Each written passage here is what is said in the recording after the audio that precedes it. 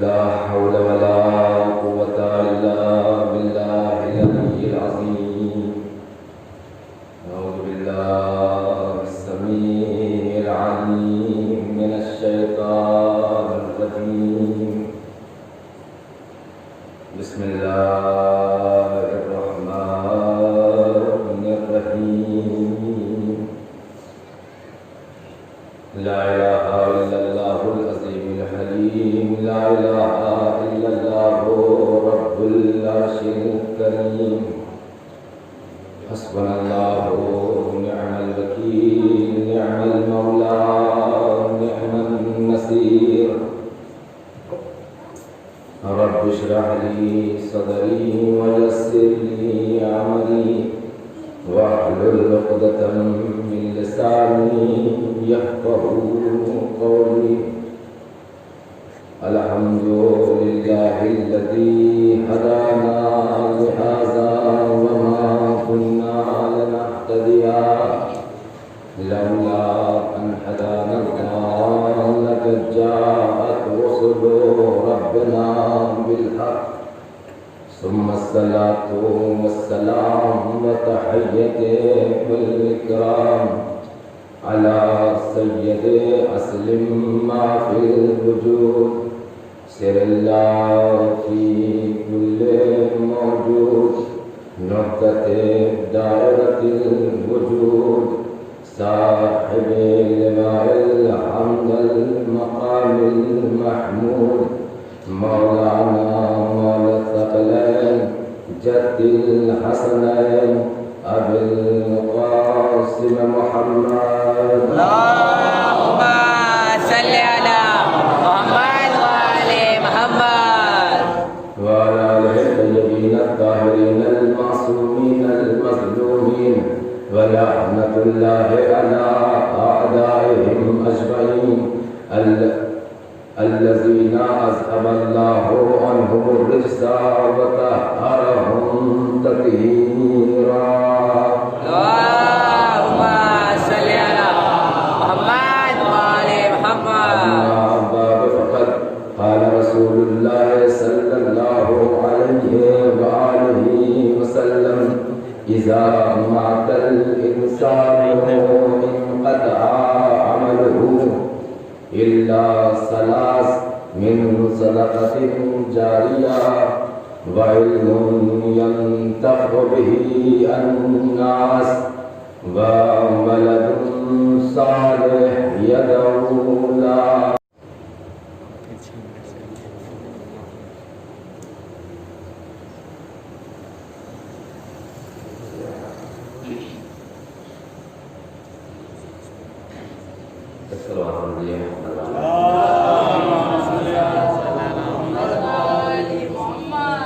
محترم مولا کے چاہنے والے اور ماتم ناران سید الشہداء علیہ السلام، ماہ محرم کا ایام رفتہ رفتہ گزر رہے ہیں اور اصالہ ثواب کی مجلس کچھ باتیں ایسی ہونی چاہیے مجلس میں کہ جس کا ثواب مرحومین تک بھی پہنچے اور حاضرین تک بھی کوئی بات مفید ایسی ہو کہ جو ان کے حق میں بھی مفید ہو، دنیا میں بھی کام آئے اور آخرت میں بھی کام آئے۔ سوال یہ ہم سے کیا جاتا ہے کہ آپ اصالہ ثواب کے نام پہ سب سے پہلا جو اہتمام کرتے ہیں وہ مجلسوں کا اہتمام ہوتا ہے۔ بہت توجہ، جو سب سے پہلا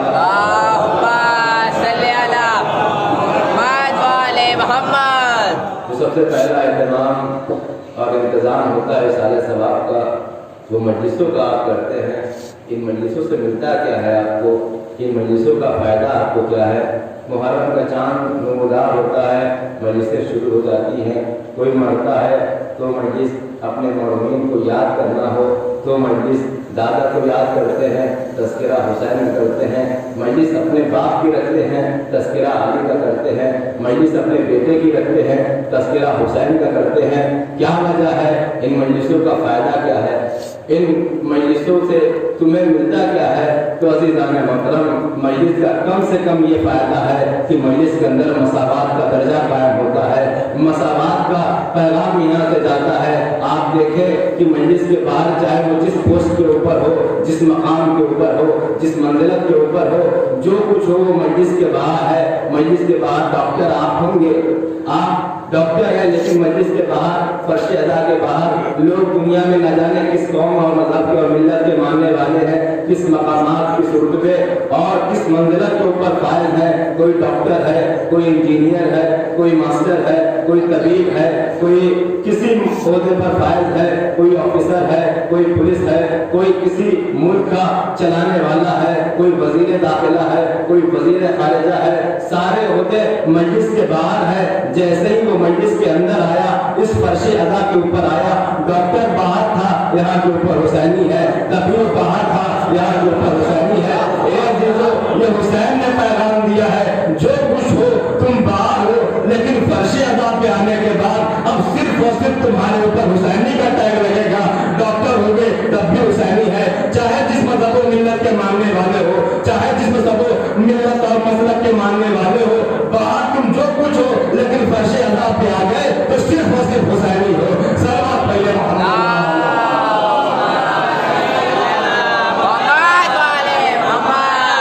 تو یہ فرش ادا نے ہمیں یہ معیار بخشا ہے، اس فرش ادا نے ہمیں بتایا ہے کہ یہاں کے آنے کے بعد سب برابر ہو جاتے ہیں۔ کوئی غریب ہوگا، کوئی امیر ہوگا، کوئی بیمار ہوگا، کوئی کسی مرتبے پر فائز ہوگا، کوئی کالا ہوگا، کوئی گورا ہوگا، کوئی کم رنگ ہوگا، کوئی زیادہ رنگ ہوگا، لیکن وہ سب مجلس کے باہر ہے، مجلس کے اندر تشریف لے کر آ گئے۔ آپ اس فرش ادا پہ آ گئے تو جہاں فاطمہ بیٹھی ہے وہی آپ کے اوپر بیٹھے ہیں، جہاں رسول بیٹھے ہیں وہی آپ بیٹھے ہیں، جہاں کے اوپر انبیاء بیٹھے نہیں۔ یہ شرف آپ کا ہے۔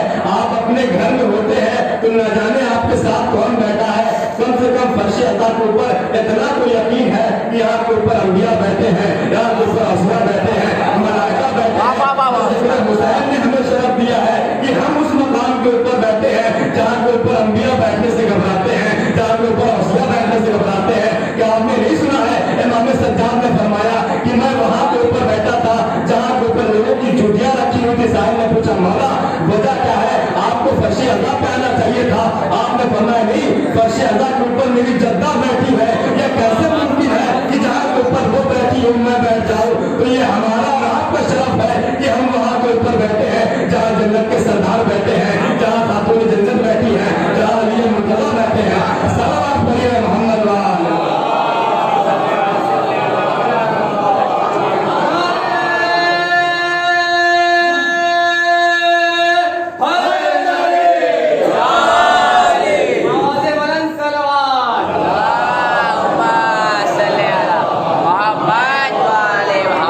لوگ پوچھتے ہیں کہ مجلسوں کا فائدہ کیا ہے، مجلسوں سے مقصد کیا ہے، کیوں مجلسیں کرتے ہو؟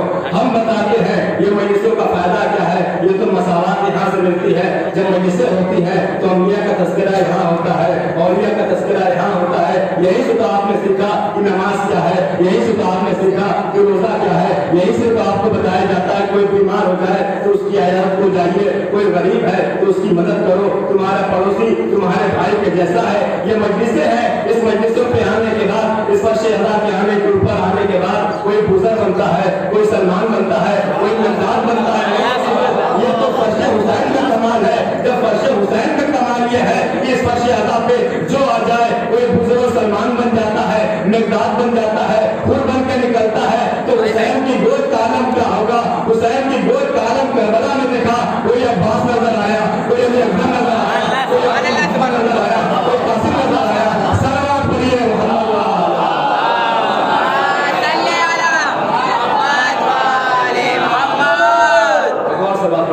لا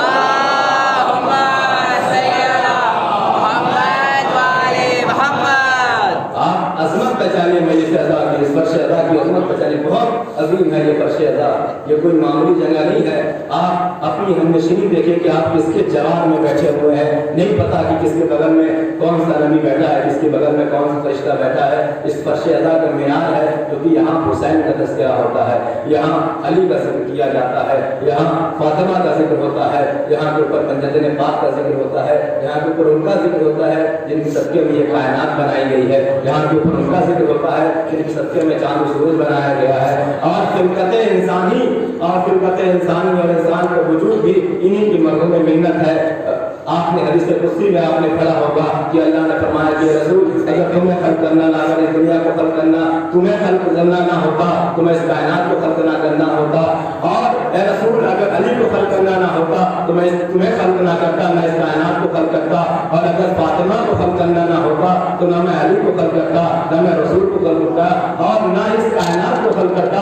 اس کائنات کی خلقت بتا رہی ہے کہ آپ مرحوم منت فاطمہ ہے, آپ فاطمہ کے وجود سے دنیا میں آپ کا وجود ہے. اس کا اللہ پڑھ دیجیے محمد والا.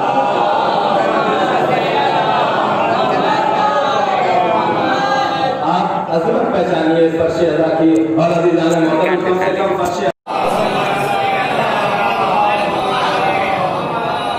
تو عزیزان محترم ان مجلسوں کا فائدہ کیا ہے, ان مجلسوں کی عظمت کیا ہے. جس حدیث مبارکہ کو میں نے آپ کے سامنے اپنی گفتگو کو عنوان قرار دیا ہے وہ بہت ہی عجیب کی حدیث ہے اور بہت بہترین حدیث ہے. ہر انسان کے لیے سارے ثواب کی مجلس ہے, اور میں چاہتا ہوں کہ یہ بات ضروری ہے کہ آپ تک پہنچائی جائے کہ حضور اکرم صلی اللہ علیہ وسلم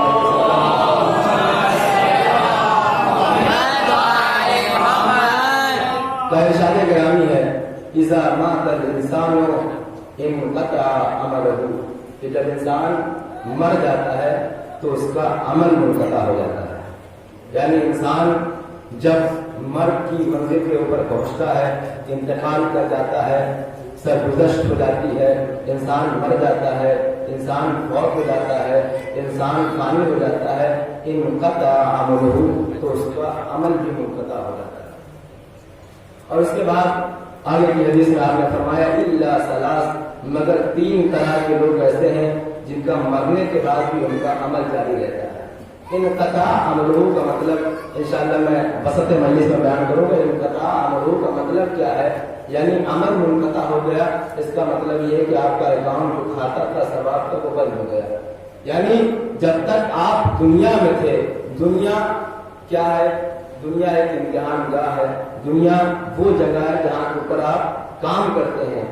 دنیا کا اصول ہے کہ جب کوئی آپ کام تمام کر لیتے ہیں تو اس کی اجرت آپ کو ملتی ہے, اور اسلام کہتا ہے کہ مزدور کی اجرت اس کے پسینے کے خشک ہونے سے پہلے دے دی جائے. لیکن اللہ تعالیٰ کا یہ کمال ہے اور اس کا یہ طریقہ کار ہے کہ اس نے دنیا میں ہمیں کام کرنے کے لیے بھیجا, دنیا کو ہمارا محل کار قرار دیا ہے اور محل جزا آخرت قرار دیا ہے. تو اذا مات الانسان, جب انسان مر جائے, انقطع عملہ, تو اس کا عمل منقطع ہو جاتا ہے. اس کے بعد فرمایا الا ثلاث, مگر 3 طرح کے لوگ. اب ہر انسان کی اپنی ذمہ داری ہے کہ وہ دیکھے کہ وہ اس 3 لوگوں میں ہے یا نہیں ہے. انقطع عملہ, عمل کرنے کا وقت ٹائم ختم ہو گیا, اب صرف اور صرف آرام کرنا ہے اور انتظار کرنا ہے کہ کتنا ثواب جو کچھ آپ نے کیا ہے اس کا کتنا حل اور کتنا ثواب اور کتنا رزق اور کیا نتیجہ نکلتا ہے. 3 گروہ ہے. پہلا گروہ کا الا ثلاث, پہلا گروہ ہے من صدقۃ جاریہ, کہ مرنے والا اپنے لیے صدقہ جاریہ چھوڑ کر جائے.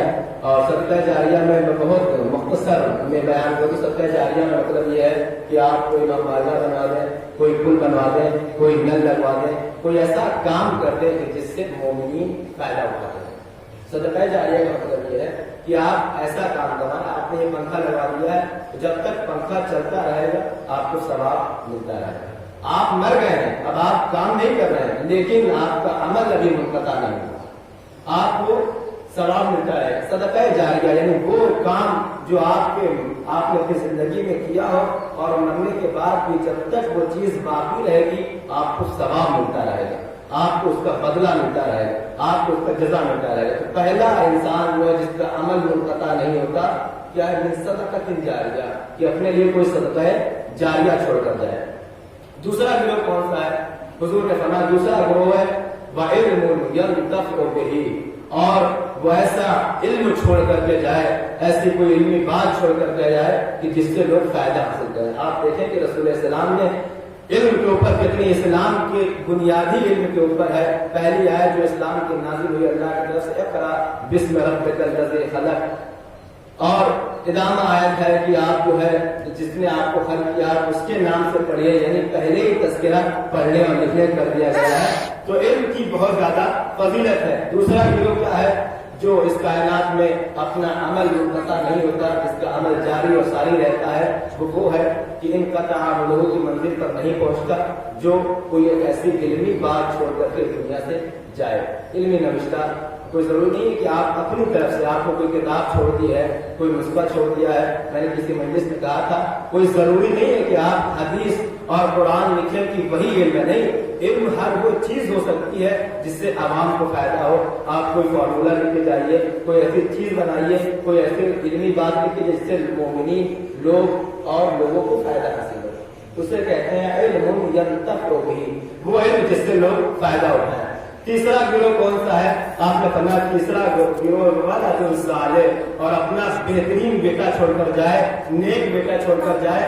اور نیک بیٹوں کی علامت یہ ہے کہ وہ اپنے باپ کے 25 سال مرنے کے بعد بھی، 50 سال مرنے کے بعد بھی مجلس کر کے بتاتے ہیں کہ ہم ان کے ولد صالح ہیں، ہم ان کے اچھے بیٹے ہیں۔ اپنے باپ کا تذکرہ، اپنے باپ کا ایصال ثواب ان کے لیے مجلس برپا کر کے، یا سورہ فاتحہ پڑھ کر کے، یا نذر دلا کر کے، یا ان کے نام کے اوپر کسی مسجد میں، کسی امام بارگاہ میں، کسی مومن کی، کسی غریب کی مدد کر کے بتاتے ہیں کہ ہمارے باپ نے ہمیں دنیا میں چھوڑا ہے، تو ہم بتا رہے ہیں کہ ہم ان کی اولاد صالح ہیں۔ ان کے 25 سال گزرنے کے بعد، 50 سال گزرنے کے بعد آج بھی ہم ان کے لیے کار خیر بھی انجام دے رہے ہیں، امان بھی پہنچا رہے ہیں، اور ثواب کا ذریعہ بھی ہو رہا ہے۔ ثواب پڑھیے محمد وعلیہ۔ تو یہ حدیث کا مختصر ترجمہ آپ کے سامنے میں نے پیش کر دیا کہ اذا مات الانسان انقطع عمله، کہ جب انسان مر جاتا ہے تو اس کا عمل منقطع ہو جاتا ہے۔ لیکن 3 طرح کے ایسے لوگ ہیں جو مرنے کے بعد بھی ثواب ان تک پہنچتا رہتا ہے۔ اور ایک اصال ثواب کی مجلس ہے، ابھی رات کی میت اٹھی ہے، آپ نے دیکھا ہے کہ انسان مرنے کے بعد بالکل مجبور ہو جاتا ہے، پھر انسان اپنے لیے کوئی عمل نہیں کر سکتا۔ آئیے سب سے پہلے لفظ موت کے اوپر بحث کروں تھوڑی سی، کہ ہمارے یہاں موت کا جب لفظ آتا ہے، موت کا نام آتا ہے تو ہمارے چہرے پر غم ہو جاتا ہے۔ لیکن یہ علی کے چاہنے والوں کو کم سے کم موت کے نام پہ چہرہ کھلنا چاہیے، مسکرانا چاہیے۔ کیوں؟ وہ میں بھی بیان کروں گا۔ علی کا، حسین کے چاہنے والے، زینب کے چاہنے والے، فاطمہ کے ماننے والے، اللہ کو دوست رکھنے والے، پروردگار عالم نے یہی بھی سے کہا تھا قل ان کنتم ان زعمتم فانکم اولیاء للہ من دون الناس فتمنوا الموت ان کنتم صادقین۔ اگر تم اللہ کو اپنا دوست کہتے ہو تو کم سے کم موت کی تمنا تو کرو۔ اگر موت کی تمنا تمہارے اندر نہیں، اس کا مطلب یہ کہ تمہیں دوستی نہیں ہے۔ تو عزیزان محترم، موت کا لفظ ایسی ہے کہ انسان جو ہے موت کے نام سے تھرا جاتا ہے، کانپ جاتا ہے۔ لیکن اور حضرت امام جعفر صادق علیہ السلام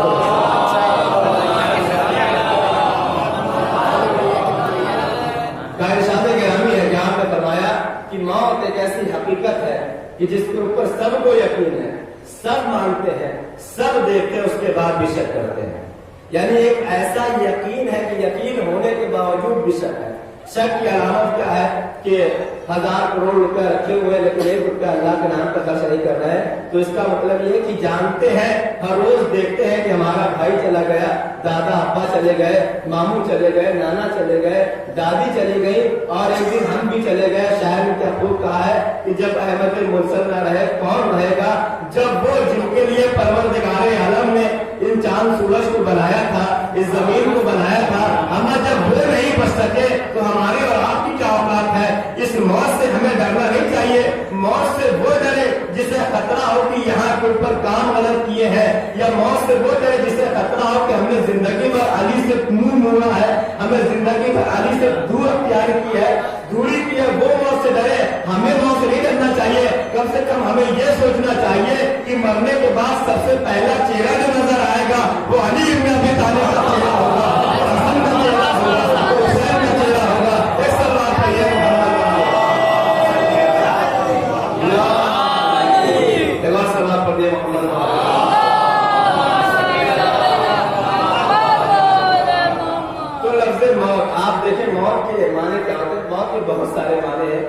موت کا مطلب یہ ہوتا ہے کہ سب سے آسان معنی جو ہے وہ انتقال ہے. انتقال کا مطلب یہ ہوتا ہے کہ ایک مقام سے دوسرے مقام کے اوپر چلے جانا. اب یہاں کسی کو انتقال کہیں کہ فلاں آدمی انتقال کر گیا تو آدمی کہتا ہے یہ کیسے آپ نے بیہودی بات کر دی.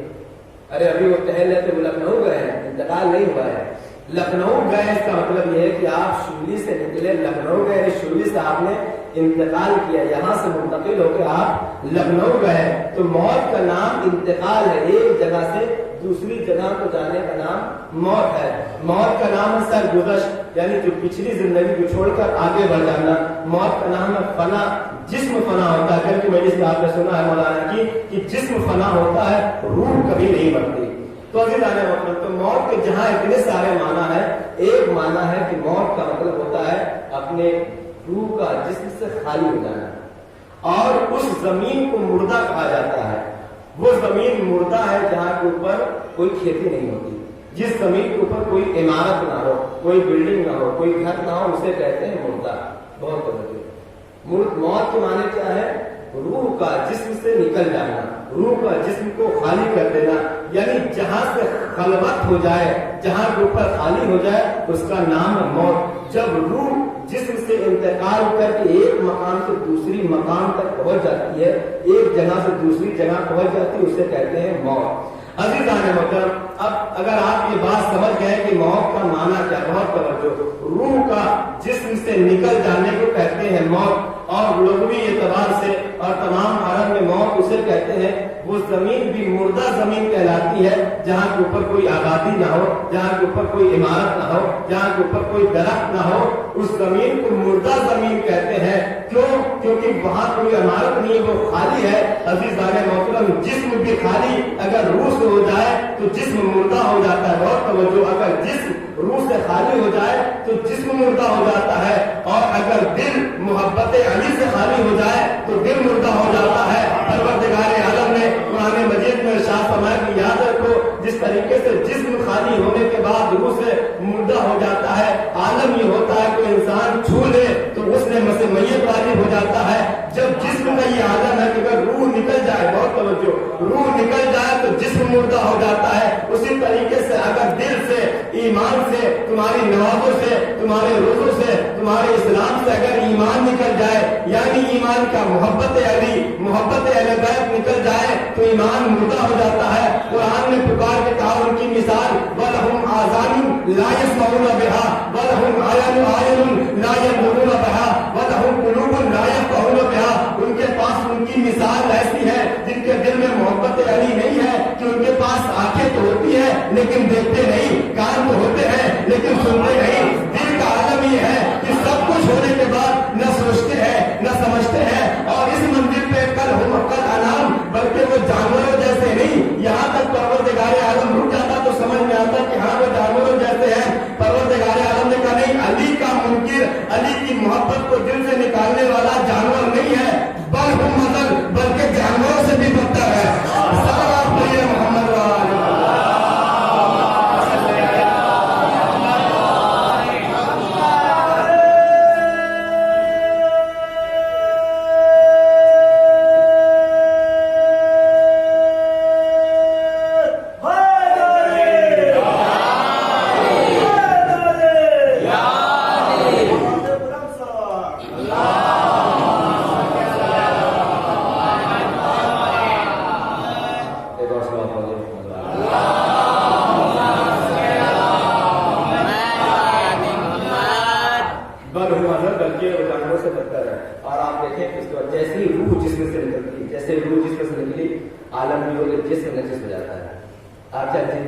جتنے بڑے مومن ہیں، جتنے بڑے علامہ رہے ہوں، عالم رہے ہوں، صرف یہ درجہ شہید کا ہے کہ اسے غسل کفن نہیں دیا جاتا اور اس کی میت پاک ہوتی ہے.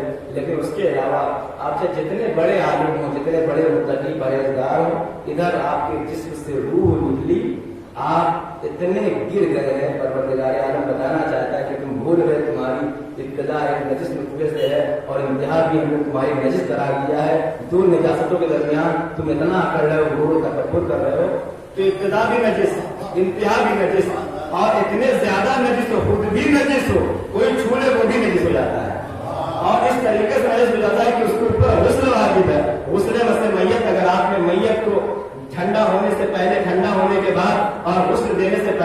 छू लिया है तो आपके ऊपर गुस्ले बसे मैयत वाजिब है। जब तक आप ये गुस्ल नहीं करेंगे ना आप नमाज पढ़ सकते हैं, बहुत सारी इबादतों से आप दूर हो जाएंगे। तो परवरदिगार आलम बताना चाहता है इंसान किस बात को गुरूर कर रहा है, किस बात के ऊपर घमंड करता है, किस बात के ऊपर तकब्बुर करता है। तेरी इब्तिदा भी एक ऐसे खतरे से है कि जिसका कोई हिसाब नहीं है, जिसका कोई किताब नहीं है, जिसकी कोई अजमत और मंजिलत नहीं है। एक नजिस कतरा है, इब्तिदा भी नजिस है, इंतहा भी नजिस है। इन नजासत के दरमियान तुम्हें इतना नजिस करार दिया गया है कि अगर तुम्हें कोई छू ले, और जो कोई तुम्हें छू ले तो वो नजिस हो जाता है, उसके ऊपर गुस्ल वाजिब हो जाता है।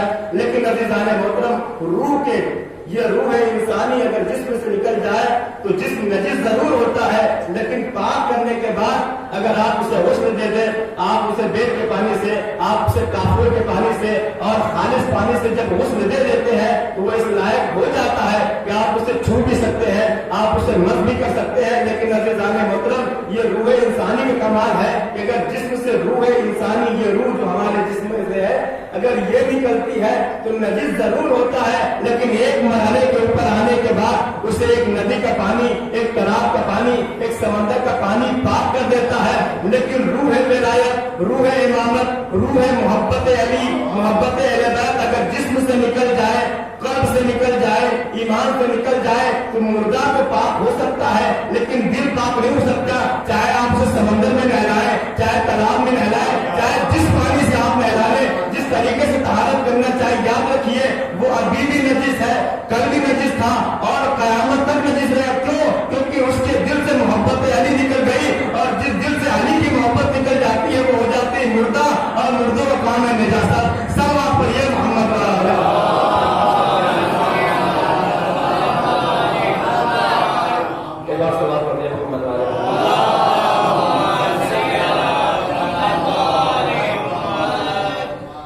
पहचानिए।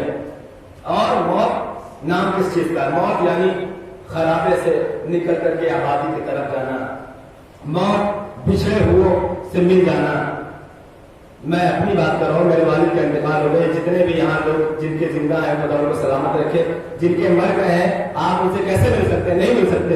मगर ये मौत है जो आपको आपके वालिद से मिला देती है, जो आपको आपके मगनी से गुजरे हुए लोगों से मिलाती है। मौत का काम क्या है? मौत यानी दुनिया के कसावटों कैद खाने से निकलकर आजादी की तरफ इंतकाल।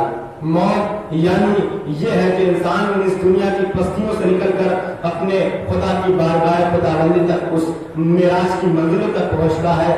और दर हकीकत मुनाफिक के बारे में तो नहीं पता, मोमिन के लिए मौत एक रूहानी मिराज का नाम है। मोमिन जब मरते हैं तो उन्हें खौफ नहीं होता, उन्हें खतरा नहीं होता, उन्हें कोई डर नहीं होता। क्यों? क्योंकि उनको यकीन ये होता है कि वो यहाँ से जरूर जा रहे हैं, अपने कुछ लोगों से छूट रहे हैं, लेकिन कुछ लोगों से मुलाकात करने वाले हैं, अपने अपने कुछ अज्जा से और भाई से छूट रहे हैं, भाई से छूट रहे हैं, गांव मोहल्ले वालों से छूट रहे हैं। लेकिन ये यकीन है अगर यहाँ कुछ छूट रहा है तो वहाँ कुछ मिलने वाला है। इस किराए के घर से निकल करके अपने असली घर में जाने का नाम मौत है। और अभी जाने मोहतरम, आप अजमत पहचानिए मौत की कि मौत किस मरहले के ऊपर फायज है। मौत का मरहला क्या है? इंसान भूल जाता है, इंसान खौफ खाता है, इंसान डरता है कि मर जाएंगे तो फना हो जाएंगे। नहीं, मौत फना का नाम नहीं है, मौत फना का नाम नहीं है। कुरान मजीद में सूरह मुल्क की दूसरी आयत में परवरदिगार आलम ने इरशाद फरमाया, अल्लज़ी खलक़ल मौता वल हयाता लियब्लुवकुम अय्युकुम अहसनु अमला, कि परवरदिगार आलम ने मौत और हयात को खल्क़ किया। बहुत तवज्जो, मौत और हयात को खल्क़ किया है। किसी ने हजरत इमाम जाफर सादिक अलैहिस्सलाम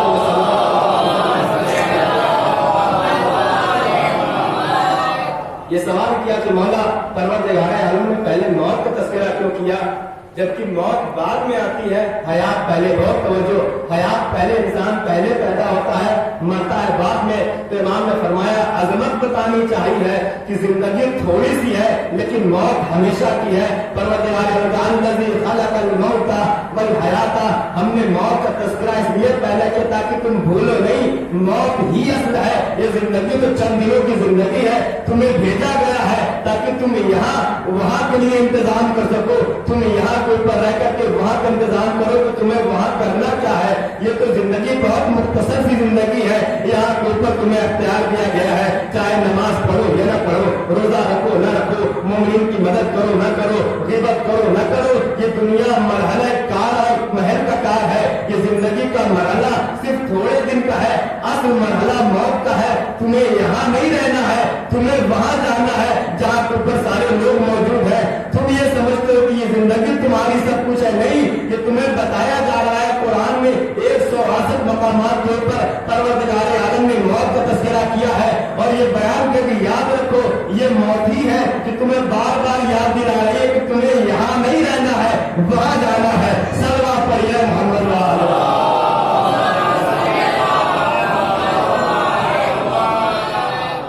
और आप अंदाजा लगाइए, आप देखें कि मौत से लोग डरते क्यों हैं, मौत से क्यों डरते हैं, मौत से डरने की वजह क्या है। मौत से जो डरने का सबसे बड़ा सबब और रीजन ये है क्योंकि हमारे अमाल खराब होते हैं, क्योंकि हम डरते हैं, अपने पीछे इतना सब कुछ जमा कर लिया है, इतना सब कुछ इकट्ठा कर लिया है कि हम डरते हैं। आप देखें कि जब जो लोग हॉस्टल वगैरह में रहते हैं उनको ये अंदाजा होगा कि जिस रूम में वो रहते हैं या कहीं सऊदी वगैरह में सब अपने अपने रूम में रहते हैं, तो जिनके पास सामान ज्यादा हो जाता है या जो किराए के घर में रहते हैं, जिनके पास ज्यादा सामान इकट्ठा कर, ज्यादा किताबें हो गई, ज्यादा सामान, जरूरियात के सामान ज्यादा इकट्ठा कर लिया है, तो वो डरते हैं और घबराते हैं कि कैसे रूम बदले, कैसे रूम चेंज करें। किराए के घर वाले बेहतर समझ सकते हैं कि वो सोचते हैं कि इतना सामान लेकर जाएं कैसे, बहुत तवज्जो, उन्हें ये डर नहीं होता कि वो उनका जाना मरना मुश्किल नहीं है। मुश्किल क्या है, सामान ज्यादा है, किताबें ज्यादा है, फ्रिज है, ये सारी चीजें ज्यादा है जो उनको बार बार याद दिलाता है इतना सामान लेकर के तुम इस मकान से उस मकान तक जाओ कैसे।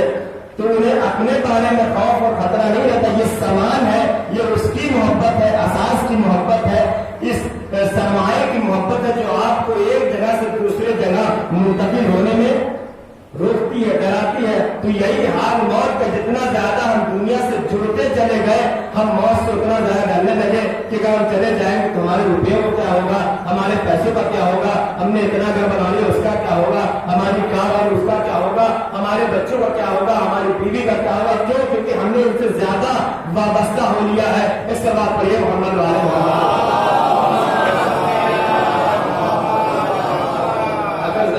थोड़ा थोड़ा आगे हो जाए, पीछे लोग ज्यादा है, यहाँ पता नहीं चल रहा है। सलाम करते हुए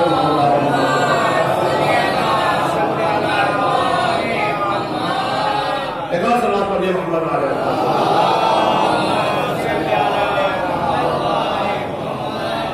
तो आप देखें और ये याद रखिए मौत से डरने की जरूरत नहीं है। अभी मैं बयान करूँ, मौत से डरने की जरूरत नहीं है, मौत तो आनी है, मौत आनी, चाहे जितना आप डर लें, चाहे जितना बचने, मौत तो आनी है। कोई ऐसा है जो कह सकता है इस मजमे में या पूरी कायनात में, वो कह दे कि मुझे मौत नहीं आनी, मुझे नहीं मरना है। लेकिन अफसोस ये होता है कि जब सबको यकीन उसके बाद भी हम जो है डरते हैं। डर वहां के ऊपर होता है जहाँ के ऊपर ये थोड़ा सा यकीन ज्यादा बराबर हो कि हम बच सकते हैं और थोड़ा सा बचने का चांस हो। यहाँ के ऊपर 100% ये यकीन है कि मौत आनी है। अभी ताने मतलब एक शख्स के 2 बच्चे थे, आप देखे कि मौत से हम डरते क्यों हैं। एक सवाल कर दिया,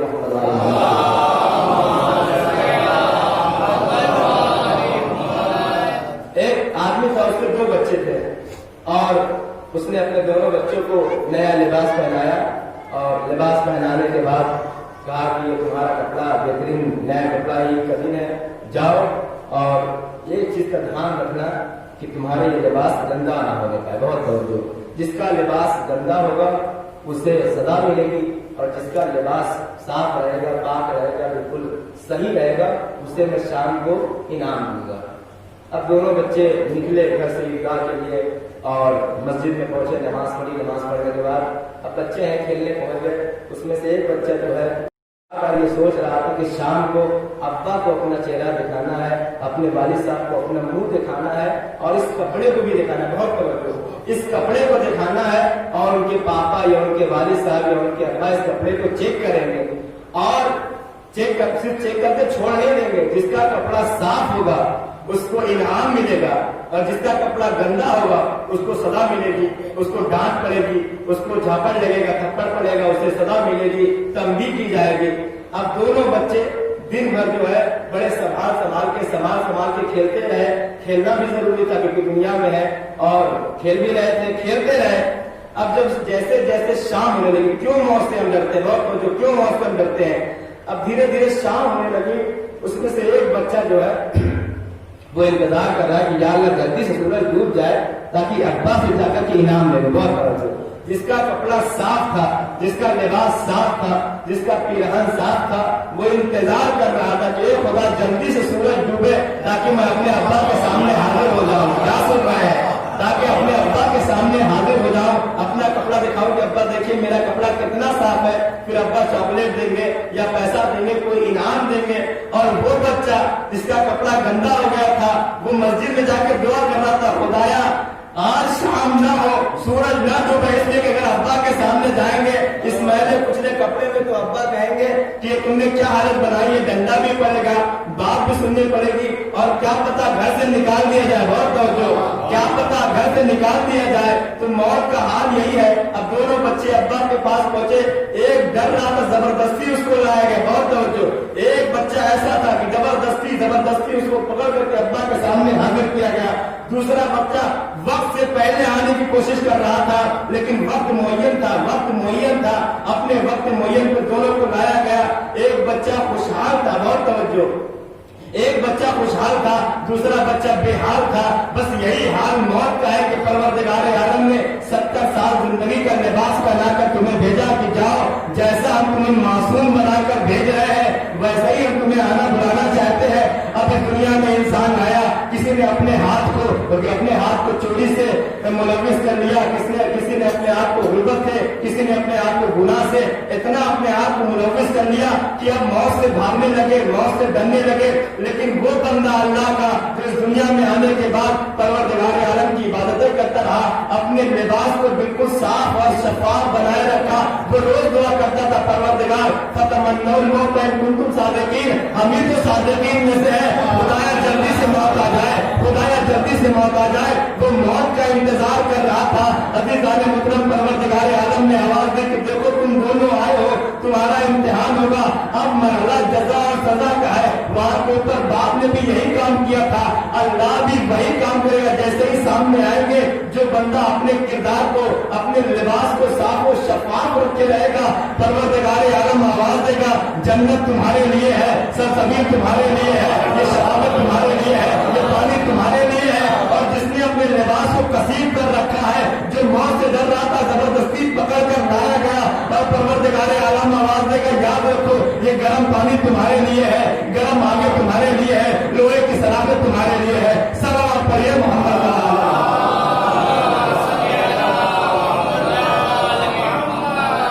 ایک بار صلوات پڑھیے محمد.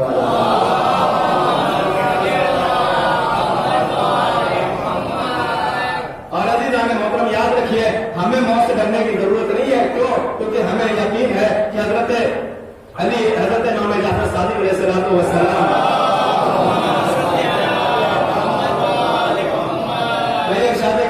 کہ موت سے ہمارے شیعہ نہیں ڈرتے, کیونکہ انہیں وہاں کے اوپر ہماری زیارتیں ہوں گی. اور امام علی ابن ابی طالب علیہ الصلوۃ والسلام,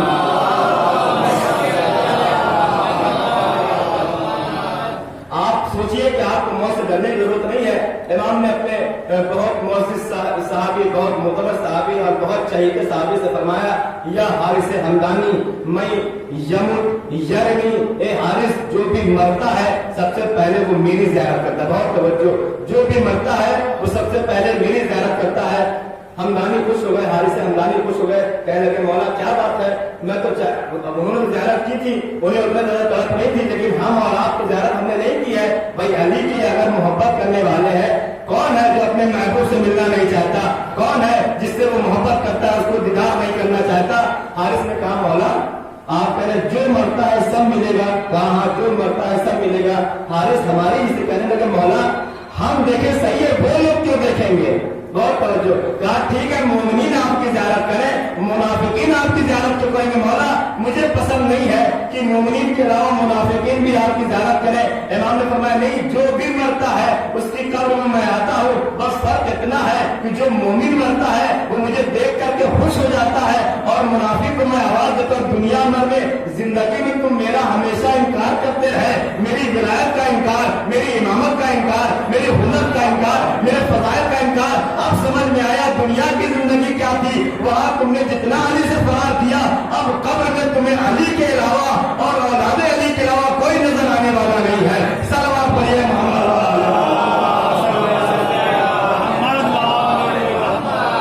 गौर सलाम पढ़िए मोहम्मद वाले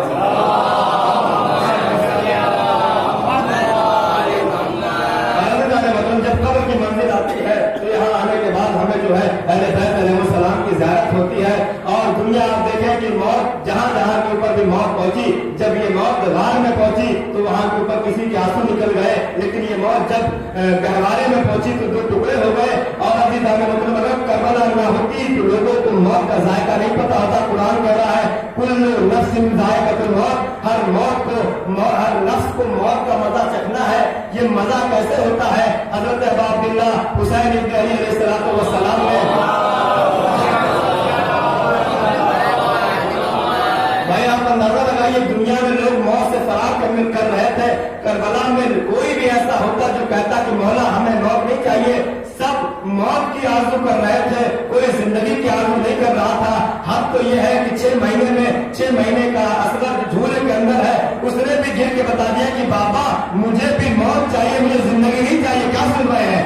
मसाल नहीं पड़ा, वो भी आवाज उसने गिर के आवाज दिया कि बाबा मुझे मौत चाहिए, जिंदगी नहीं चाहिए। क्यों? क्योंकि कासिम ने ये हमें याद बताया कि जब हुसैन ने पूछा है मेरे लाल कई फाइंदा कल मौत, मेरे लाल मौत तेरे नजदीक कैसी है? तो उस कासिम हसन के लाल ने आवाज दी, हुसैन के भतीजे ने आवाज दी, ए चचा या अम्मी अल मौत आला मिन अल रसल, चचा मेरे नजदीक मौत शहद से ज्यादा शीरी है। रहती दुनिया तक ये बात पहुंचाती, दुनिया के लोग और होंगे जो मौत से डरेंगे। करबला वाले, अली वाले, हुसैन वाले, मौला वाले न कल मौत से डर रहे थे, न आज मौत से डर रहे हैं, न कल मौत से डरेंगे। सल्लल्लाहु पढ़िए मोहम्मद।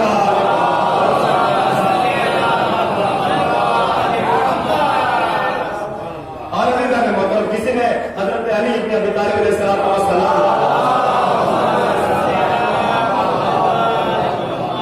से पूछा मौला ये बताइए कि जब आप कब्र में आएंगे और आप ज़ियारत करें, आपकी ज़ियारत होगी तो रूह कैसे निकलेगी? इमाम ने फरमाया कि जिस तरीके से मोमिन रूह इस तरीके से निकलेगी जैसे खुशबू फूल से निकल जाती है, खुशबू गुलाब से निकल जाती है, और जिस तरीके से गिरा आसानी से खुल जाती है, बिल्कुल उसी तरीके से मौत आ जाएगी। एक शख्स इमाम की खिदमत में आया, कहने लगा कि मौला मुझे ये बात समझ नहीं आई कि ये कैसे मुमकिन है कि इंसान अली को देखेगा और जो है रूह आसानी से निकल जाएगी। तो इमाम ने कहा कि कुरान पढ़ा है? उसने कहा जी पढ़ा है। कहा सूरह यूसुफ पढ़ा है? और सूरह यूसुफ की बात यह है कुरान में सबसे बेहतरीन सूरह जो है वाक़े के एतबार से, दास्तान के एतबार से, हर एतबार से जवानों के सबसे अच्छा सूरह यूसुफ है, जिसमें इश्क मोहब्बत की बात की गई है और पढ़ना भी चाहिए। जहाँ इश्क मोहब्बत की बात है वहीं के ऊपर सिद्क़ व सदाकत की बात है। और जनाब यूसुफ को खूब बयान है कि मैं परवरदिगार तूने मुझे इस बुराई से बचाया है, तहारत की बात है। बहुत सबक आमूज वाक़या है सूरह यूसुफ का। सूरह यूसुफ की दास्तान आप कभी मौका मिले तो आप पढ़िए कि कितने उसके अंदर नताइज और बेहतरीन रविश और आमूजिश उसके अंदर छिपी हुई है। तो इमाम ने फरमाया कि सूरह यूसुफ पढ़ा है तूने? उसने कहा मौला पढ़ा है। कहा सूरह यूसुफ में वो वाक़या पढ़ा है? उसने कहा कौन सा मौला? कहा कि जब ज़नाने मिस्र की औरतें आई जुलेखा के पास और आने के बाद कहने लगी ये बताइए कि आप जो है एक छोटे से गुलाम, एक अदना से गुलाम के सिलसिले में उसकी चक्कर में आप पागल हो गई हैं, आपका दिमाग खराब हो गया है, आप उसकी मोहब्बत में पड़ गई है। एक गुलाम न जाने कहां से आया है जिसके न बाप का पता और उसको नहीं, न बाप का पता न नस्ल का पता, सिर्फ थोड़ा सा जमाल है और तुम उसके पीछे दीवानी हो गई है। तो जुलेखा ने कहा ठीक है ऐसे मामला नहीं होगा। कहा ठीक है अगर तुम कुछ में जवाब नहीं दूंगी अपने सिपाही में कोई बात नहीं करूंगी, बस कल तुम फला वक्त आप याद रहे कि अली को देखने के साथ कैसे रूह इंसान की आसानी से निकल जाती है जैसे ही मौला। और ये मौत से पहले का मरहला है, मौत के बाद का मरहला नहीं। जैसे ही वक्त इंतजार आता है, मौत का मरहला आता है, सबसे पहली नेमत जो मौत ने हमें दी, सबसे पहली नेमत जो मौत के तवस्सुस से अभी मौत आई नहीं है, अली इब्न अबी तालिब सामने आ जाते हैं। अभी मौत आई नहीं है कि अहले बैत की ज़ियारत होने लगती है। तो इमाम ने कहा कैसे मौत, कैसे इंसान की रूह निकलती है। अब जनाब जुलेखा ने कहा कि तमाम मिस्र की औरतों से, जो जवान औरतों की, जवान खवातीन थी, कहा कि तुम लोग आ जाओ और मैं अपनी सफाई में कोई जवाब नहीं दूंगी, कोई बात नहीं दूंगी, तुम खुद ही आओ और देख लेना कि यूसुफ कैसे, मैं क्यों पागल हो गई यूसुफ के चक्कर में। اب دن تاریخ وقت مقرر ہو گیا، جگہ مقرر ہو گئی، تمام خواتین بیٹھی، وقت جو بس آخری مرحلہ، تمام خواتین بیٹھی، نیند نہ آئے صلوات پڑھیے محمد والے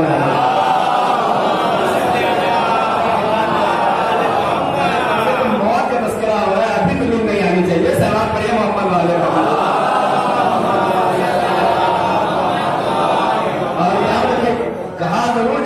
موت کے بعد صرف آرام ہی آرام سو نہیں سونا ہے، ایسا نہیں ہے، زندگی میں آپ سو سکتے ہیں، موت کے بعد نیند نہیں آتی ہے، کیونکہ موت کے بعد مرحلہ عذاب و ثواب کا شروع ہوتا ہے، یا تو وہ نعمتوں سے استفادہ کرتا رہتا ہے یا اس کے اوپر عذاب الہی ہوتا رہتا ہے۔ ثواب پڑھیے محمد والے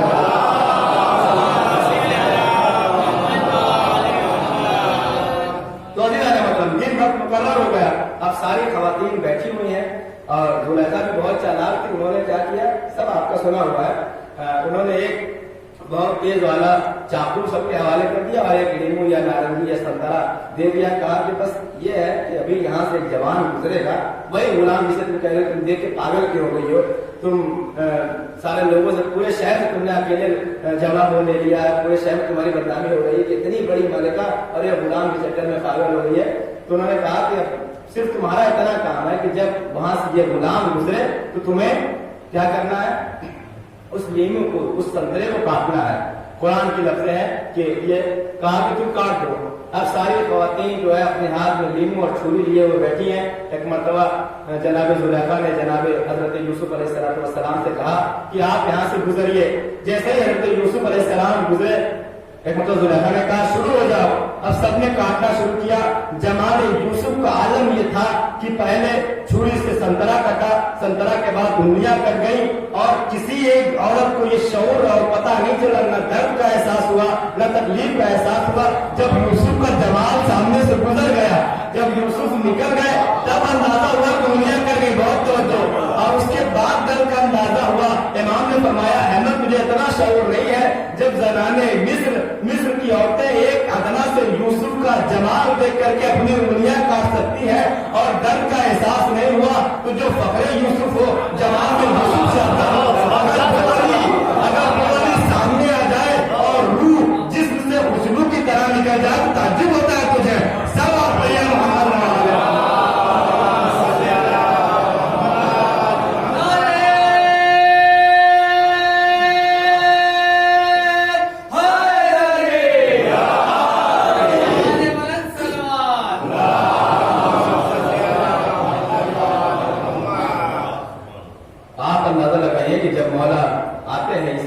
یقین ہے اور اعتماد ہے، اور ہم سے زیادہ کون خوش نصیب ہے کہ ہم مرتے ہیں۔ ہمیں تمنا کرنی چاہیے، موت سے آپ کو ڈرنے کی ضرورت نہیں ہے، ٹھیک ہے، بس یہ کہ آپ عمل اپنا صحیح رکھیں، جو چیز پروردگار عالم نے اسلام میں بتائی ہے اس کے اوپر عمل کرتے ہیں۔ اس کے علاوہ ہماری یہ خوش نصیبی ہے، ہر انسان جس سے محبت کرتا ہے، چاہے جس صنف سے محبت کرے، محبت کا تقاضا یہ ہے کہ وہ ایک دیدار کو جھلکتا ہے، ایک دیدار کو تڑپتا ہے کہ ایک دیدار ہو جائے، ایک بار زیارت ہو جائے۔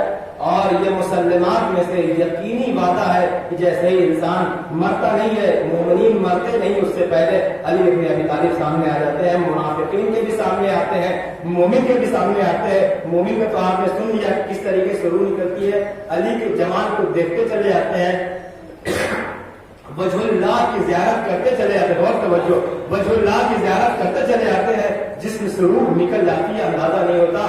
لیکن منافقین کا عالم کیا ہوتا ہے، انہیں امام جعفر صادق علیہ السلام فرمایا کہ جہاں مومن کی روح اتنی آسانی سے نکلتی ہے، وہی منافق کا حال یہ ہوتا ہے جس طریقے سے ایک سوتی کپڑا، ایک ریشم کا کپڑا بیل کے درخت کے اوپر یا ببول کے درخت کے اوپر، ببول کے درخت کے اوپر ڈال دیں اور اس کے اوپر کھینچ لیں، تو جو عالم اس درخت، اس لباس کا، اس چادر کا ہوگا، کبھی آپ نہیں اندازے تو جا کے آپ بھی تجربہ کر لیجیے گا۔ عالم یہ ہوتا ہے کہ وہ لباس تار تار ہو جاتا ہے، ایک ایک ریشہ الگ ہو جاتا ہے۔ امام فرماتے ہیں کہ جب منافقین اور میرے دشمن کے مرنے کا وقت آتا ہے اور میں سامنے آتا ہوں تو اس کا حالت اور اس کی عالم یہی ہوتا ہے کہ اس طریقے سے بیل کے اوپر پڑے ہوا کپڑا بالکل الگ الگ تار तार हो जाता है। उसी तरीके से मुनाफिक और उस जालिम और उस अली के मुनकिर के आलम ये होता है कि जिसमें से इस तरीके से निकलती है कि एक एक नस, एक एक जर्रा, एक एक आला तड़पता रहता है और उसे तब अंदाजा होता है कि दुनिया में अली की मुखालिफत करने का यहाँ के ऊपर क्या नतीजा हो रहा है। एक सलवात पढ़ दीजिए मोहम्मद वाले।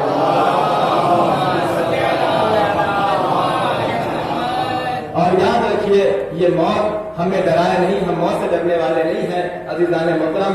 और दूसरा मरहला मैं एक और बात कहना चाहता हूँ जो इस मौजू से मुताल्लिक है कि वो बात मैंने कर दी कि हदीस का सिर्फ लफ्ज़ मौत के ऊपर बात रह गई और वक्त तमाम होता जा रहा है कि ये 3 चीजें बहुत जरूरी है, आप इसको अपनी जिंदगी में रखे रहिएगा कि इनकता अमलों की अमल मुनकता ना होने पाए। क्योंकि इंसान जैसे ही दुनिया से मरता है, इधर सांस बंद हुई, सबसे पहला जो रसूल ने फरमाया सबसे पहला मरहला आता है इनकता अमलू का मरहला आता है, उसका मरहला ताल्लुक कमाल करने का, सारे अमाल अंजाम देने का मरहला खत्म हो जाता है। क्योंकि सारे सवाल को मैं ये समझ चाहता हूँ कि एक दो बातें ऐसी हो जाए जो हमारे और आपकी फजाइल से हट करके और वो असल मकसद मजलिस हो जाए। आप देखिए कि जैसे ही इंसान का अमल रूह जिसमें से निकलती है, उसके बाद आलम क्या होता है। आपके पास कब्र में जाने के बाद आप दीदार तो जरूर रहते हैं, लेकिन आलम यह है कि ये हाथ मौजूद है लेकिन आप मातम हो रहा है, आप मातम नहीं कर सकते। ये आप मौजूद हैं, आपकी आंखें मौजूद हैं, लेकिन अब वहां के ऊपर आप गिरिया नहीं कर सकते, वहां के ऊपर आप रो नहीं सकते, क्योंकि आपके पास अब दिन नहीं रह गया। आप अजान हो रही है, जिंदगी भर अजान होती रही, आप बिस्तरों के ऊपर हम और आप लेटते रहे, उठे नहीं, लेकिन मरने के बाद हम चाहेंगे कि नमाज पढ़ लें, क्योंकि इन कता अमल हो, अब अमल का दौर खत्म हो गया है, अब सिर्फ जज़ा का मरहला बाकी है। और अज़ीज़ान मोहतरम ये जज़ा का मरहला बड़ा अजीम है, सबको अपने अमल की जज़ा वही मिलेगी। अब जिसने जैसा अमल किया होगा, जिसने रसूल के साथ गुस्ताखी की है उसका आलम क्या होगा, जिसने रसूल की परवरिश की है उसका आलम क्या होगा, जिसने रसूल को हमेशा अपने साए में रखा, हर मकामात के ऊपर बचाया, उसको मंजिलत क्या मिलेगी, उसको जज़ा क्या मिलेगी। इमाम ने फरमाया कि याद रखो सजा और जजा दोनों को मिलेगी। जिसने भी अमल यहाँ के ऊपर अंजाम दिया है, जितने अमल यहाँ के ऊपर किए हैं, सबकी जजा भी मिलेगी, सबकी सजा भी मिलेगी। जजा का मरहला ये होगा कि अबू तालिब की जजा कोई देखे कि जजा ये होगी कि बेटा जन्नत और जहन्नम को तकसीम करने वाला होगा, पोते जवानाने जन्नत के सरदार होंगे। और वो लोग जिन्होंने जिंदगी में रसूल की मुखालफत की, वह आलम ये होगा कि गर्म तेल के अंदर उन्हें तला जाएगा, सुराखे और सुई और उसकी चीजों के जरिए से उन्हें नुकसान पहुंचाया जाएगा, लोहे की सलाखें उन्हें चुभोई जाएंगी, उन्हें दाखिल की जाएंगी। और आलम ये होगा कि वो दुनिया में तो बहुत मजाक उड़ाते थे, दुनिया में रसूल को तकलीफ पहुंचाते थे, मोमिनीन के ऊपर इल्जाम लगाते थे, यहाँ के ऊपर भी उन्हें तकलीफ होगी और वहां के ऊपर भी तकलीफ होगी। और अभी आगे मोहतरम हजरत इमाम जाफर सादिक अलैहिस्सलाम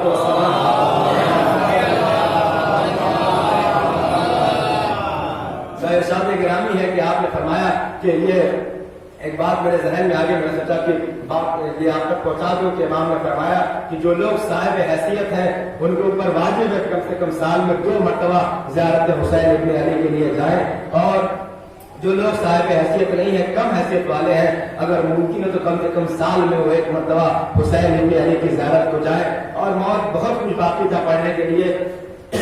मौत का फायदा क्या है? मौत का सबसे कम तरीन फायदा यह है कि जो चीज यहाँ नामुमकिन है वो मौत के जरिए से मुमकिन हो जाती है। इस जिंदगी में चाहे आप जितना पैसा खर्च कर लें, आप यहाँ से करबला चले जाएं, आप यहाँ से मशहद चले जाएं, काजमैन चले जाएं, सामर्रा चले जाएं, ये जिन जगहों को मैं नाम ले रहा हूँ वहां के ऊपर हमारे अइम्मा की कबूर है। आप जन्नतुल बकी चले जाएं, आपको सब कुछ मिलेगा, लेकिन ना हुसैन की मतलब चेहरे की ज़ियारत नहीं होने वाली है। आप रोजा देख सकते हैं, आप जाली देख लेंगे, आप कब्र देख लेंगे, लेकिन आपको चेहरे की ज़ियारत कब मिलेगी? जब आप मौत के मरहले को पार करेंगे। तो मौत हमारे लिए नेमत है, मौत के ऊपर हमें शुक्र करना चाहिए, मौत से डरना नहीं चाहिए। अज़ीज़ान मोहतरम बहुत ये वाक़या मैं आपके सामने पेश कर दूं कि ये मौत ही है जो हमें इस दुनिया में अहले बैत अलैहिस्सलाम की ज़ियारत जो हमें नसीब नहीं है, वो हमें मौत नसीब फरमाती है। एक शख्स हर साल इमाम की ज़ियारत को जाया करता था, हर साल छठे इमाम जाफर सादिक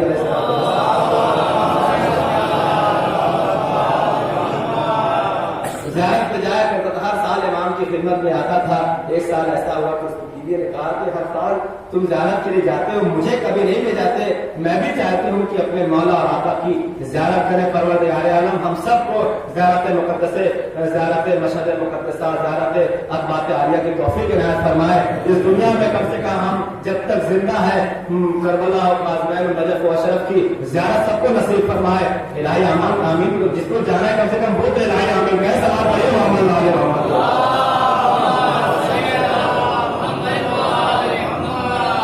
یہ ہمارا نصیب نہیں ہے کہ ہم ان کے زمانے میں نہیں تھے کہ ان کی زیارت کرتے, تو کم سے کم ان کی قبر کی زیارت کر لیں, قبور کی زیارت کریں.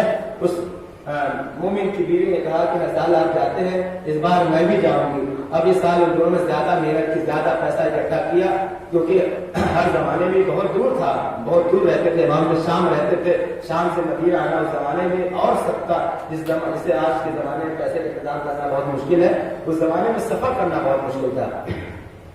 بس آخری مرحلہ اور یہ رفع نعمتوں کا سلسلہ تمام میں کرنے والا ہوں عزیزان محترم. تو اس بیوی نے کہا کہ اس بار میں بھی چاہتی ہوں کہ آپ کے ساتھ اپنے مولا کی زیارت کے لیے جاؤں.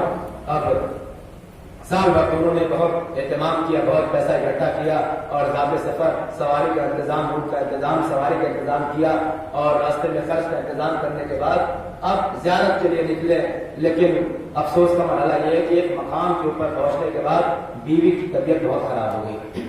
اس مومنہ کی حالت بہت خراب ہو گئی اور بالکل مرنے کی پوزیشن آ گئی اور حالت اقتدار میں پہنچ گئی. اس نے اپنے شوہر سے کہا کہ مجھے اس حالت میں چھوڑ دو, آپ چلے جائیے اور واپس آئیے گا. اگر میں زندہ رہوں تو ٹھیک ہے, مر گئی تو کوئی نہ کوئی انتظام کفن دفن کر دے گا, لیکن آپ پہلے اپنے مولا کی زیارت سے مشرف ہو جائیے. بہت توجہ, یہ موت ہی ہے جو ہمیں ان کی زندگی, ان کی زیارت سے اہل بیت علیہ السلام کی زیارت کرواتی ہے. اور ہمیں موت سے ڈرنے کی ضرورت نہیں ہے, بس ہم اپنے عمل کو صحیح کر لیں اور اپنے کردار کو صحیح کر لیں تو ہمیں موت سے ڈرنے کی ضرورت نہیں ہے. اب وہ شخص وہاں سے نکلا اور امام کی زیارت کے لیے مشرف ہوا, امام کے گھر تشریف پہنچا اور جیسے ہی امام نے دیکھا سلام کیا.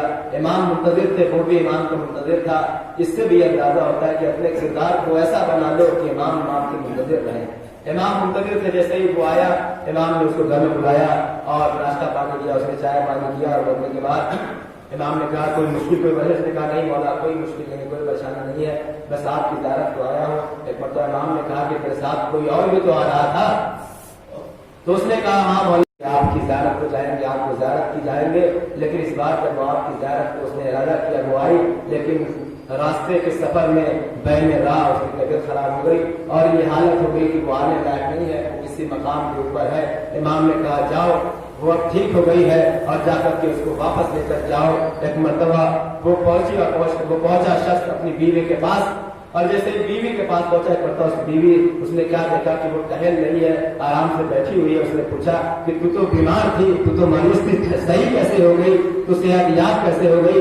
اس نے کہا کہ صحت یاب اس طریقے سے ہوئی ہوں, مجھے ایک شخص آیا, اس نے کہا کہ بال ایسے تھے, کھلیا ایسا تھا, آنکھیں ایسی تھی, ہاتھ ایسے تھے. اس نے آنے کے بعد آواز دی, ملک الموت بھی کھڑا تھا, وہ شخص بھی آیا. اس نے آنے کے بعد ملک الموت سے کہا کیا تجھے تیرے اوپر اور تمام ملائکہ کے اوپر, تمام انسانوں کے اوپر, تمام لوگوں کے اوپر اللہ نے ہماری ولایت کو واجب نہیں کیا؟ اس نے کہا ہاں مولا آپ کی ولایت ہمارے اوپر واجب ہے.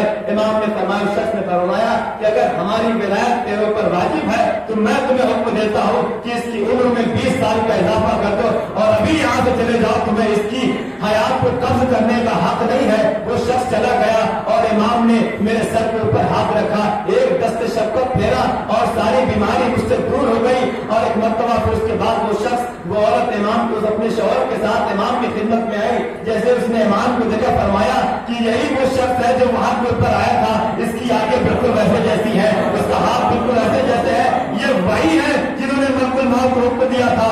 اس نے آواز دی کہ ہاں یہ وہی ہے جعفر آل محمد, یہی وہ صادق آل محمد ہے جن کو موت کے اوپر بھی اختیار ہے, زندگی کے اوپر بھی اختیار ہے. ان کے گھر کا یہ عالم ہے کہ موت ان کے دروازے کے اوپر آ کر آواز دیتی ہے اگر اجازت ہو تو گھر کے اندر داخل نہ جاؤ. سلام پڑھیے محمد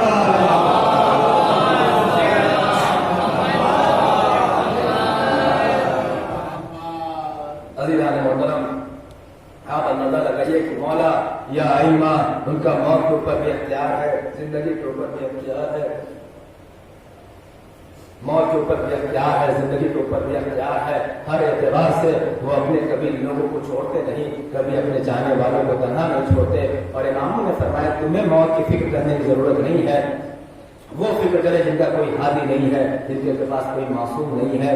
تم صرف مر جاؤ، تمہیں موت سے ڈرنا نہیں، تمہیں تو موت سے عشق ہونا چاہیے. جیسے ہی تم مرو گے ہم سب سے پہلے تمہاری زیارت کے لیے آئیں گے. اور اللہ مطلب یہ کیسے ممکن ہے کہ جب حسین کا چاہنے والا زہرا کے لال کا مامدار دنیا سے جائے، کوئی آئے چاہے نہ آئے لیکن وہ ماں ضرور آئے گی استقبال کے لیے کہ ہائے میرے لال کا ذاکر آ گیا، ہائے میرے لال کا نوا خان آ گیا. مرحوم نوا بھی پڑھتے تھے، مجلسوں میں شرکت بھی کرتے تھے. یہی مجلسیں تو ہیں جو ہمارے ثواب کا ذریعہ ہے، یہی مجلسیں تو ہیں جو ہماری نجات کا ذریعہ ہے. اس وقت جب بھی کوئی حسین کا چاہنے والا اس دنیا سے جاتا ہے تو اہل بیت اس کے سامنے آ جاتے ہیں، ارے میرے لال کا چاہنے والا آیا ہے، میرے حسین کا ماتمدار آیا ہے، کیسے میں اس کو اکیلا چھوڑ دوں؟ یہ زندگی بھر میرے حسین کا ماتم کرتا رہا ہے، یہ زندگی بھر میرے لال کا ماتم کرتا رہا ہے. اس وقت ایک سال ثواب کی مجلس ہے، ایک بچوں نے اپنے باپ کی مجلس برپا کی ہے. ابھی کچھ دن پہلے استقبال ہوا، میری ملاقات ہوئی تھی محرم میں، میں نے ملاقات کی اور انہوں نے کہا کیا بتاؤں اس بار بہت دل کرتا ہے نوا پڑھنے کا، لیکن ایسا مرحلہ آ گیا ہے، ایسا لاک ڈاؤن لگا ہوا ہے، ایسی مشکل آ گئی ہے کہ اب ہمارا جلوس بھی نہیں جا پائے گا، جلوس نہیں نکل رہا ہے. ہر مومن کے دل کی خواہش یہ ہوتی ہے کہ وہ حسین کا ماتم کرے، وہ حسین کا دریا کرے، لیکن اس بار ہم سے اللہ نے پھر بھی ہمیں شکر کرنا چاہیے کہ دوسرے مقامات سے کم ہم اس لائق تھے کہ اپنی بہترین طریقے سے ہم نے مجلس سے برپا کی. خدا ان سب کو توفیقات میں اضافہ فرمائے، ان کی اضافت، ان کی صحت و یابی حفاظت فرمائے، ہر طرح کی تمام گاؤں کے لوگوں کو اور حفاظت فرمائے جنہوں نے کسی بھی طریقے سے آزاداری کو برپا کرنے میں تعاون کیا ہے، کسی بھی طریقے سے آزاداری کو نہ رکنے میں مدد کی ہے، اس آزاداری کو قائم رکھا ہے. اس جو میں پڑھنا چاہتا ہوں بہت عظیم مرحلہ ہے. آپ اندازہ لگائیں جب بھی کسی کا کوئی انتظام ہوتا ہے تو سب سے پہلے چاہے گھر والے انتظام کرے یا نہ کرے، محلے والے پڑوس والے سب سے پہلا جو کام کرتے ہیں مرنے والے کے لیے کفن کا انتظام کرتے ہیں، کافور کا انتظام کرتے ہیں، فنون کے لیے قبر کا انتظام کرنا شروع کر دیتے ہیں. ایسے وغیرہ جب دنیا والوں کا دستور ہے تو کیا اہل بیت نے یہ کام نہ کیا ہوگا؟ رسول خدا گھر میں تشریف فرما کے جبرائیل نازل ہوئے، یا رسول خدا پروردگار عالم نے جنت سے آپ کے لیے کفن بھیجا ہے، آپ کے لیے کافور بھیجا ہے. ایک مرتبہ حضور اکرم نے کفن کو 4 حصوں میں تقسیم کیا، لوگ 5 تھے، کفن کا حصہ 4 تھا. بہت روئے عزیزو، دنیا کے لوگ اپنے لیے کفن کا انتظام کرتے ہیں. آج ساری دنیا کربلا سے کفن لے کر آتی ہے. یہ بھی ایک کفن کے روزے کا اعجاز دیکھیے، ایک بے کفن کا اعجاز دیکھیے جو خود تو بے کفن تھا لیکن ساری دنیا کے لوگ اسی کے در سے کفن لے کر آتے ہیں. ایک مرتبہ رسول نے آواز دی، ایک علی تم میرے پاس آ جاؤ، ایک حسین تم میرے پاس آ جاؤ، اے حسن تم قریب آ جاؤ، اے فاطمہ تم قریب آ جاؤ. ایک مرتبہ آپ نے ایک حصہ کفن کا اٹھایا، ایک حصہ کافور کا اٹھایا، اپنی بیٹی کے حوالے کیا، اے فاطمہ یہ میرے حصے کا کفن ہے، اسے جب میں مر جاؤں تو تم مجھے کفن دے دینا. ایک مرتبہ فاطمہ نے کفن کو دیکھا، آنکھ میں آنسو آ گئے، بابا ایسی باتیں نہ کرو. ایک مرتبہ رسول نے دوسرے کفن کا حصہ اٹھایا، علی کے حوالے کیا، علی یہ تمہارے حصے کا کفن اور کافور ہے، اے میرے علی تم اسے اپنے لیے استعمال کرنا. ایسے گوارو اب کفن 2 بچہ ہے، افراد 3 ہے. ایک مرتبہ رسول خدا نے کفن کا تیسرا حصہ اٹھایا، اٹھانے کے بعد فاطمہ حسن کے حوالے کیا، اے میرے لال حسن یہ تمہارے حصے کا کافور ہے، یہ تمہارے حصے کا کفن ہے، جب تمہیں دنیا سے جانا تو اپنے لیے استعمال کر لینا.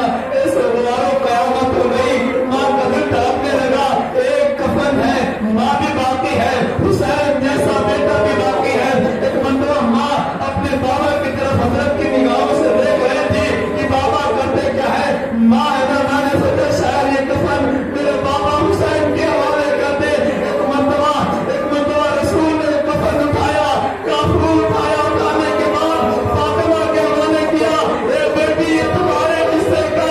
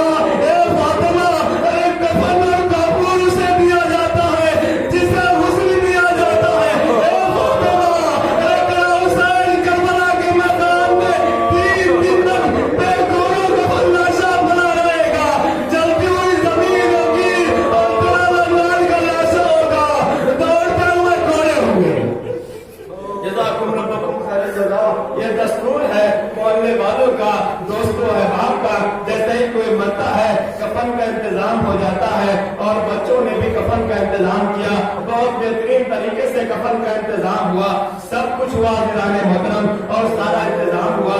आप अंदाजा लगाइए कि एक बेटे के दिल की हसरत ये होती है कि उसके सामने उसका बाप मर जाता है तो वो अपने हाथों से कफन देता है, अपने हाथों से गुस्ल देता है। और अजीजों आलम तो ये है, आलम तो ये है कि उसके दिल की ख्वाहिश होती है कि उसके बाप के कफन में किसी दूसरे आदमी का पैसा न लगे। वो हाथों को जोड़ करके अपने दोस्त से, अपने अजीजा से, अपने रिश्तेदार से कहता है कि मेरे गलत की गवारा नहीं करती कि मेरे बाप के कफन का पैसा तुम दो। ऐसा जब आम लोगों का ये हाल है, अरे सैयद सज्जाद का दिल नरम होगा। अरे जब 11 मुहर्रम आई है, एक मतवा चेहरे का रंग तभी रोने लगा। ज़ैनब ने आवाज़ दी, सैयद सज्जाद चेहरे का रंग क्यों बदला? सैयद सज्जाद ने कहा, अम्मा क्या आप देख नहीं रही मेरे बाबा का लाश जलती हुई जमीन पर पड़ा है? अरे हाय सैयद सज्जाद जैसा जवान बेटा और बाप का लाश जलती हुई जमीन के ऊपर बेगौर कफन पड़ा। बस आखिरी मरहला में ज़हमत को मैं तमाम कर रहा हूँ। ऐसे बुजुर्गों, ये मसाइब बड़ी अजीम मरहला है, ये मसाइब बड़ी अजीम चीज है। मरहूम का इंतकाल हो गया, मरहूम की एक बेटी भी है और बेटियों का आलम ये होता है कि दुनिया घर में सबसे ज्यादा जो अपने रिश्तेदारों में मखसूस होती है, अगर बेटे अपने माँ से ज्यादा मुनफरिद और मुंसलिक होते हैं तो बेटियां अपने बाप से ज्यादा चहेती होती है। बेटियां वो होती हैं जब बाप घर में शाम को आता है तो सारी शिकायतें करती है। मरहूम की भी बेटी है, मैंने देखा बहुत गिरिया कर रही थी। और बेटियां वो है जो अपने बाप का गम मनाते हैं। अगर घर में बेटियां ना हो तो गिरिया नहीं होता, अगर घर में बेटियां ना हो तो पता नहीं चलता किसी का इंतकाल हुआ है। अरे अली का भी इंतकाल हुआ था तो ज़ैनब उम्मे कुलसूम की आवाज जैसे ही अली के कानों में आवाज आई, कहा हसन मेरे चाहने वालों से कह दो कि अपने घरों में चले जाए। मैं नहीं चाहता कि ज़ैनब उम्मे कुलसूम के रोने की आवाज इन नामदारों के कानों तक जाए। तो बेटी अपने गांव का अपने बाप का गम मनाती है, इस बेटी ने भी मनाया होगा। लेकिन बस इतना कहना चाहता हूँ, तुम यही सोच के सब्र कर लो कि जब तुमने अपने बाप का मातम किया, अपने बाप के ऊपर रोना चाहा तो सबने आकर के गले लगा दिया, बेटी रो नहीं, हम तुम्हारे साथ है। तुम्हारा बाप मर गया तो क्या, हम तुम्हारे साथ है। लेकिन आज 4 साल की बच्ची, आज 4 साल की बच्ची, अरे उसने भी रोना चाहा। जब जब भी सकीना की आंखों में आंसू आए, जबान पे लफ्ज़ बाबा आया, किसी ने तमाचा मारा, किसी ने तालियाना मारा। बच्ची अपने बाप को रो नहीं पाई थी, लेकिन जब कैद खाने जिंदा में बाप का सर मिला, एक मरतबा रुखसार पे रख के आवाज दी, ए बाबा। अरे आज के जाने के बाद सकीना के रुखसारों का आलम देखो, ए बाबा सकीना की खुश देखो, ए बाबा। अरे सकीना ने जब भी गिरिया किया, किसी ने तालियाना मारा, ए बाबा। सकीना जब भी रोती थी, आपको जी भर के न रो सकी, बच्ची रोते रोते खामोश हो गई। अल्लाह